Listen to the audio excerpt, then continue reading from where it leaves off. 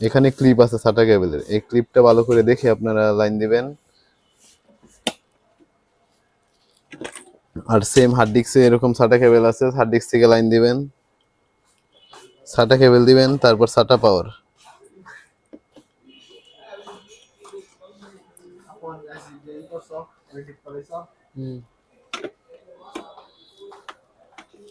লাগানোর পর বক্সটা লাগিয়ে ডিবিআর এর পিছনে স্ক্রু আছে, ডিবিআর এর পিছনে দুটো স্ক্রু লাগিয়ে তারপরে বক্সটা লাগিয়ে দিবেন।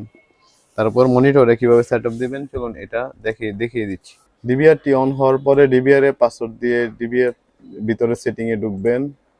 এখানে আপনার প্রথমে যাবেন মেনুতে যাওয়ার পর আপনি যাবেন কনফিগারেশনে, তারপরে যাবেন রেকর্ডে যাওয়ার পর এখানে আপনার স্টোরেজে উপরে যদি হার্ড ডিস্কটা শো করে থাকে তাহলে হার্ড ডিস্কটা যদি ফরম্যাট দিয়ে নেবেন, ফরম্যাট ছাড়া থাকলে ফরম্যাট দিয়ে নেবেন। আর প্রথমে আপনার হার্ড ডিস্কটা লাগানোর পরে ফরম্যাট থাকবে না, ফরম্যাট দিয়ে হার্ড ডিস্কটা ইনস্টল করে নিতে হবে।